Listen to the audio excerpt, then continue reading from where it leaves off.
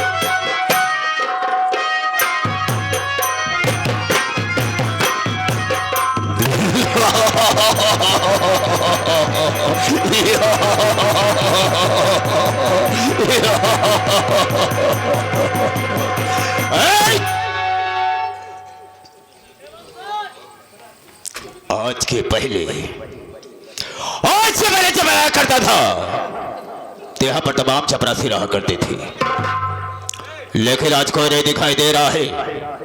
और आज हम देखना चाहेंगे कितने ड्यूटी करके पैसा लेते हैं और कितने सो अपने घर में सो करके पैसा लेते हैं। आओ आओ बरखुरदार आओ।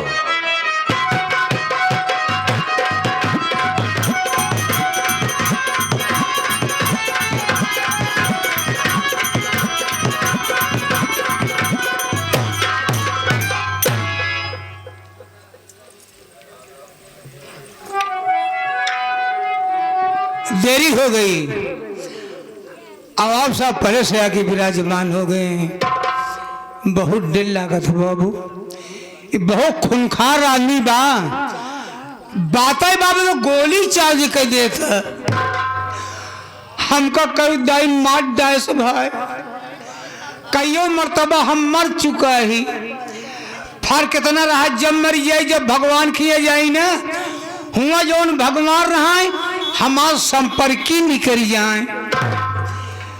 पहले हमार उनका न्योता हकारी होत रहा ने, लेकिन तनिक तनिक बाद में टिन्न पुनः हमार दुआरे छोड़ देन। लेकिन मानदान हमारो तो नहीं बनबा। अगर भूले भड़के कभो दुआरे पहुंच जाई थी ना तो छूछ लोटा पानी लेके जरूर दौड़ा थी। आ यही मिलक देखा का होता। सितारे हिंद का रुतबा रहे सरकार को वाला, हमेशा खुश नजर बख्शे मेहरबानी का हक ताला। ना चीज गुलाम वफादारी सबक सीखा है, ए हाथ जिससे आपका नमक खाया है। क्या हुमूक है सरकार। कोशिश किया तो एक कदम पे गोली और दो कदम पे दो गोली और तीन कदम पे लाखों के बचाव कर दूंगा। डर गया साला।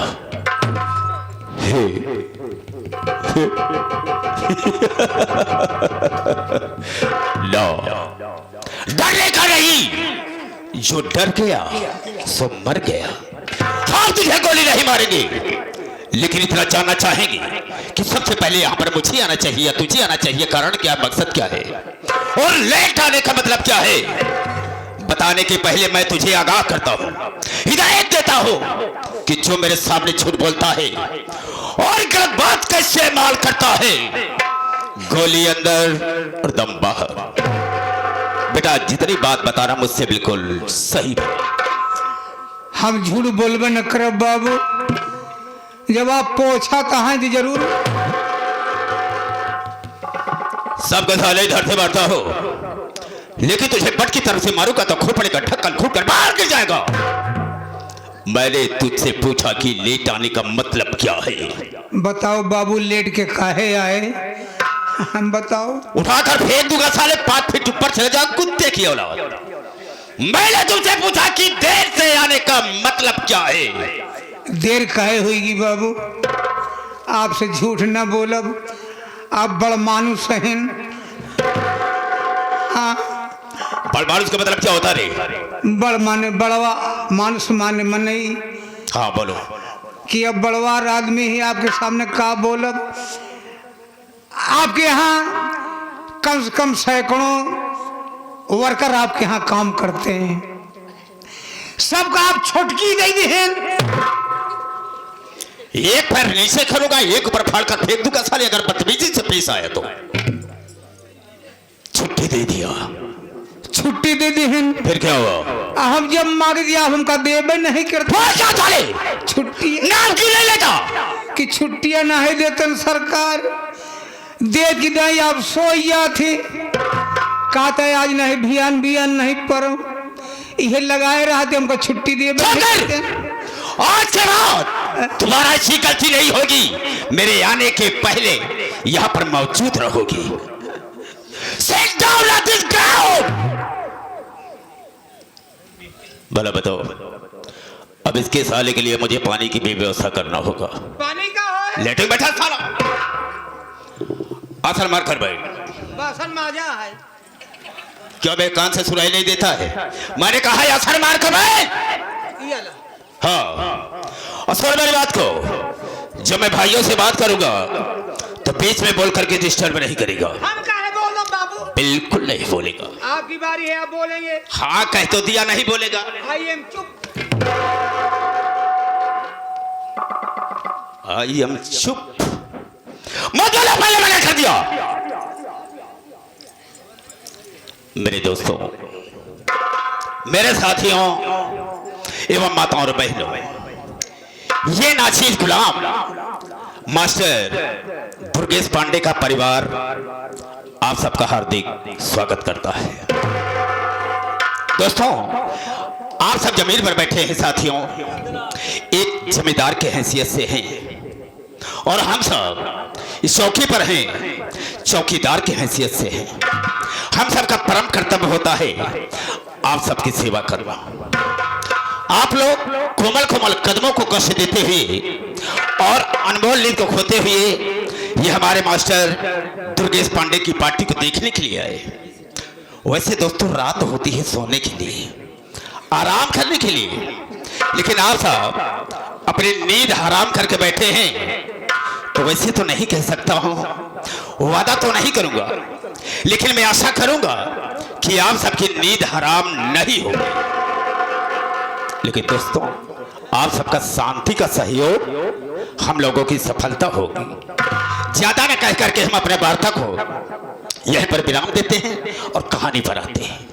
तो सबसे पहले मैं अपना परिचय बता देना ज्यादा बेहतर एवं मुनासिब समझता हूं। रास्ता चलने वालों को रास्ता तमाम है, और सब भाइयों के कदमों में मेरा प्रणाम। गरा के से तो बाके निकालू और सीधा जमी का फाड़कर पानी निकाल दो। मेरे दिल में आए तय समुद्र उछाल दो और चलती हुई जहाज का लंगर संभाल दो। शोहरत है मेरे नाम की इस सारे जहान में, और शेरों के छक्के छूटे हैं जगन्नाथ जाहिर के नाम से। ये जगन्नाथ जाहिर 420/20। Hello mister.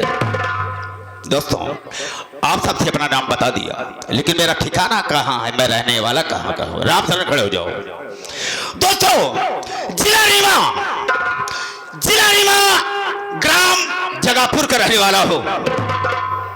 साथियों, मेरे परिवार में मेरी धर्मपत्नी है जिसका नाम है पार्वती।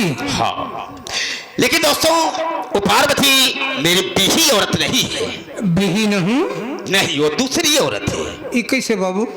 रामशरण, पहली शादी मेरी हुई थी जिला बांदा ग्राम बाबू नगर में। बाबू वही का रहने वाला था एक राम लखन। हाँ। उसी की बहन थी जिसका नाम था कविता। कविता। हाँ राम सर, उसी से मेरी शादी तय हो गई और दहेज में 1 लाख रुपया 4 चक्का गाड़ी देने को कहा था। बारात लेकर गया। शादी हो जाने के बाद, शादी संपन्न हो जाने के बाद वो दहेज देने से मुकर गया, इनकार कर गया। इनकार कर दिया? हाँ, कि मेरे सामने इस समय मजबूरी है, हम आपको दहेज नहीं दे सकते हैं, लेकिन इतना वादा करेंगे कि आप मेरी बहन कविता को लेकर अपने घर जाएं और हम आपका दहेज आपके घर तक पहुंचा देंगे। राम साहब, मैंने उसकी मजबूरी को समझा और कविता को लेकर घर आ गया। वाह। काफी समय बीत गया। कविता ने एक बच्चे का जन्म भी दिया। अरे वाह। हाँ राम सर। हाँ? जिस बच्चे का नाम मैंने बहुत प्यार से रखा है कंसराज। कंसराज। हाँ, अच्छा नाम है। राम सर, मैं बैठा था और अपने दिल में सोच रहा था कि रमलखन ने वादा किया था कि आप कविता को लेकर घर जाएं, हम आपका दहेज आपके घर तक पहुंचा देंगे। राम सरन, मुझे गुस्सा आ गया, उठाया मिट्टी का तेल और उसके ऊपर छिड़क करके मैंने उसे आग लगा दिया। वो बेचारी जलकर राख हो गई। पहली पत्नी कविता आपकी खत्म हो गई। हाँ राम सरन, मेरा बेटा कंसराज बहुत छोटा था। मैंने अपने दिल में सोचा कि हम तो इसकी परवरिश सेवा नहीं कर सकते हैं, इसे माँ की जरूरत है। तो मैंने पार्वती से शादी किया और पार्वती जब से आई उसका सेवा करने लगी। धीरे धीरे बेटा मेरा सयाना होने लगा। वाह। राम सर, कुछ समय के बाद पार्वती ने भी एक बेटे का जन्म दिया। अच्छा, दूसरी बीवी से? हाँ, एक बेटा है जिसका नाम संतोष कुमार है। संतोष कुमार। हाँ राम सरन, मेरा बेटा कंसराज धीरे धीरे सयाना हो गया। जरूर। मैंने अपने दिल में सोचा कि हम अपने बेटे कंसराज की शादी कर दें ताकि अपनी जिंदगी को चैन से बिता सके। हर गार्जियन का फर्ज होता है बाबू। क्यों नहीं राम सरन, मैंने अपने बेटे कंसराज की शादी कर दिया और जानते हो बहुत बड़े घर में किया, बहुत सारा दहेज मुझे मिला है। हाँ, बड़वार सामान पाए हुए हैं आप। बड़वार सामान का मतलब क्या होता है? जैसे अलमारी भा, फ्रिज भा, वगैरह वगैरह, गाड़ी घोड़ा। बिल्कुल सही कहा तुमने, सब कुछ मिला है, कोई कमी नहीं। हाँ। और जानते हो मेरी बहू का क्या नाम है? हाँ, क्या नाम है बहू का? बहुत खूबसूरत नाम है, बहुत अच्छा नाम है, बहुत प्यारा है। क्या नाम है? कलयुगही देवी। कलयुगही देवी। हाँ राम सर। वाह भाई। और कुछ समय के बाद कलयुगही देवी ने भी एक बेटी का जन्म दिया है। हाँ। जिस बच्ची का नाम है शिखा, जो कि हमारी नातिन है। हाँ हाँ। बहुत प्यार से मैंने उसका नाम रखा है शिखा। हम उसे बहुत प्यार करते हैं। क्यों नहीं भाई? राम सर, इसलिए कि मेरी नातिन है ना। और क्या? वो कंसराज मेरा बेटा अपने परिवार के साथ में रह करके अपनी जिंदगी को बिता रहा है। हाँ। लेकिन जो संतसवा है अपने मनमानी काम किया है। मनमानी? हाँ। कैसे मनमानी काम ये किया है कि एक दर बदर की ठोकर खाने वाली भिखारन से वो ससुराल शादी कर लिया और इस समाज में उसने मेरी बेइज्जती की है। हाँ बाबू, बेइज्जती खराब होगी। अबे इज्जत खराब हो गई या बेइज्जती खराब हो गई? हाँ, की इज्जत खराब होगी कि कहा मुंह देखा हुआ? अच्छा, इतनी इज्जत खराब हो गई?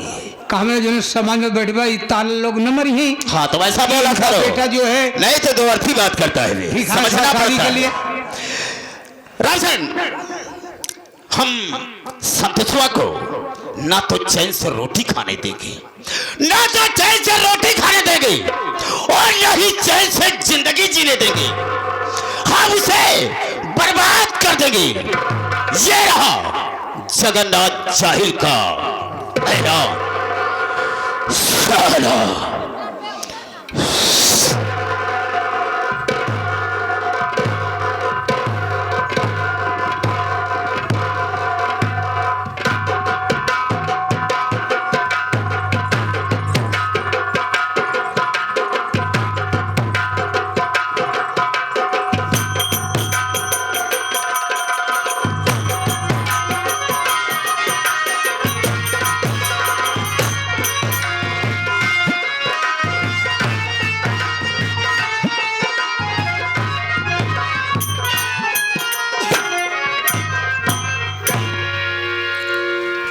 माननीय श्री घर मालिक और दूर दराज से आए हुए नौटंकी कला के समस्त प्रेमी भाइयों को सगुन और संगीत पार्टी की ओर से प्यार भरा नमस्कार। साथ ही साथ साथियों, आप लोग मेरा संगीतीय परिचय लीजिए। साथियों, मेरा नाम शेखर कुमार है। मेरा नाम शेखर कुमार है और मैं शहर कानपुर का रहने वाला हूं। लेकिन साथियों, बड़े अफसोस की बात है कि इस दुनिया में मैं अनाथ हूं। इस दुनिया में मेरा कोई नहीं है। लेकिन एक वक्त था कि मेरा भी इस दुनिया में एक हंसता खेलता परिवार था। घर में मेरे बाबूजी थे जिनका नाम श्री कन्हई राम था। मेरी माता जी थी जिनका नाम श्रीमती कल्पना देवी था। एक मेरी बड़ी बहन जिनका नाम सावित्री देवी था। साथियों, गरीबी चरम सीमा पर होने के कारण मेरे बाबूजी दिन भर मेहनत मजदूरी किया करते थे, लेकिन फिर भी कायदे से 4 प्राणियों के लिए शाम को 2 वक्त की रोटी नसीब नहीं होती थी। मेरे बाबूजी जब काम पर से शाम को घर आते तो मेरी माँ से यही कहते, अरे वो कल्पना, जरा अपने दोनों मासूम बच्चों के चेहरे के ऊपर नजर डालो। अरे इनका ये मासूम चेहरा मुझसे देखा नहीं जाता है। मैं दुनिया का पहला ऐसा बदनसीब बाप हूं, कितनी मेहनत मजदूरी करने के बावजूद मैं अपने दोनों मासूम बच्चों का पेट भी नहीं भर पा रहा हूं। ना जाने क्या बाबूजी ने अपने दिल दिमाग में सोचा, उन्होंने हमारी नजरों के सामने ही, अरे मेरे बाबूजी ने अपने आत्महत्या कर ली है। यह दृश्य देखकर मेरी माँ तो अवाक रह गई। दौड़कर बाबूजी की लाश से लिपटकर रोने लगी और अचानक उन्हें भी हार्ट अटैक आया और मेरी माँ भी यह दुनिया छोड़कर हमेशा के लिए चली गई। मैं और मेरी दीदी बाबूजी और माँ की लाश से लिपट कर रोते रहे और अचानक मेरी दीदी ने भी ना जाने क्या बात सोची और वो भी मुझे वही तन्हा अकेला रोता हुआ छोड़कर न जाने कहां चली गई। मैं अकेला नन्हा 10 वर्ष का बालक बैठकर बाबूजी और माँ की लाश से लिपट कर रोता रहा। गांव वालों ने मुझे समझाया कि बेटा शेखर कुमार, इस दुनिया में जो कोई भी आया है बेटा, उसे एक न एक दिन तो जाना है, किसी न किसी बहाने। तू फिक्र क्यों करता है? अभी हम गांव वाले हैं, तुझे कोई परेशानी नहीं होने देंगे। किसी तरह गांव वालों की सहायता से मैंने बाबूजी और माँ का दाह संस्कार किया। फिर जाकर गांव वालों के साथ जाकर शहर में ईंटे गारे का काम करने लगा, मेहनत मजदूरी करने लगा।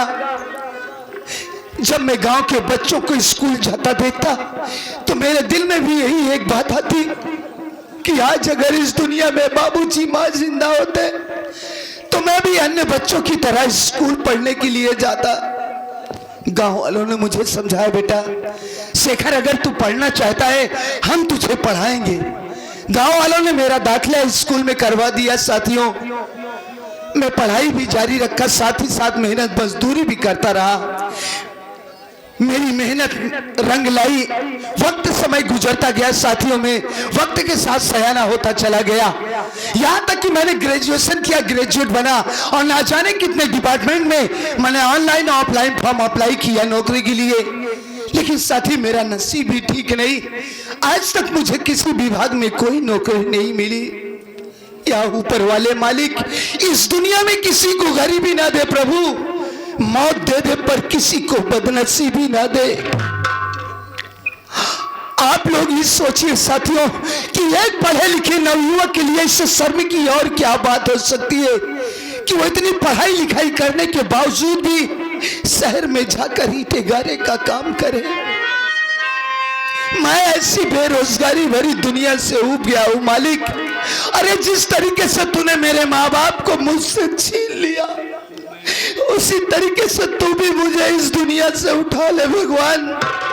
अब मैं इस दुनिया में जीना नहीं चाहता।